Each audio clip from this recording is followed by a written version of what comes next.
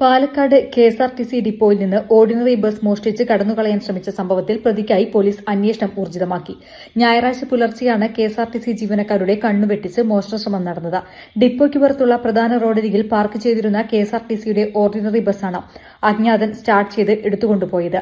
പുലർച്ചെ 5 മണിയോടെയായിരുന്നു തങ്ങളുടെ ഷെഡ്യൂൾ ബസ് നിർത്തിയിട്ടിരുന്ന സ്ഥലത്ത് കാണാനില്ലെന്ന വിവരം ഡ്യൂട്ടിയിലുണ്ടായിരുന്ന ജീവനക്കാരുടെ ശ്രദ്ധയിൽപ്പെട്ടത്.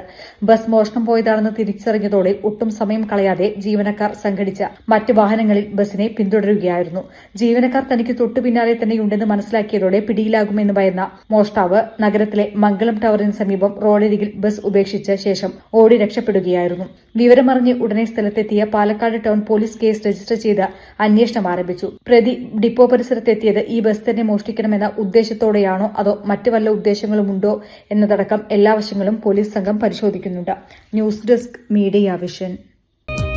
അതെ, വീട്ടിലെ മക്കളെ കല്യാണം ഉറപ്പിച്ചിട്ടുണ്ടോ? ഡ്രസ് എടുക്കാൻ നേരെ ശോഭിക വെഡിങ്സിലേക്ക് പോരിട്ടോ. ആഘോഷം ഏതും ആയിക്കോട്ടെ, ഡ്രസ് ശോഭിക്കുന്നു. നമ്മളെ മോളെ കല്യാണത്തിന്റെ എല്ലാ ഡ്രസ്സും നമ്മൾ ശോഭിക വെഡിങ്സിന് എടുത്തിരിക്കുന്നു. നമ്മള് ഹാപ്പിയാ അല്ലേ?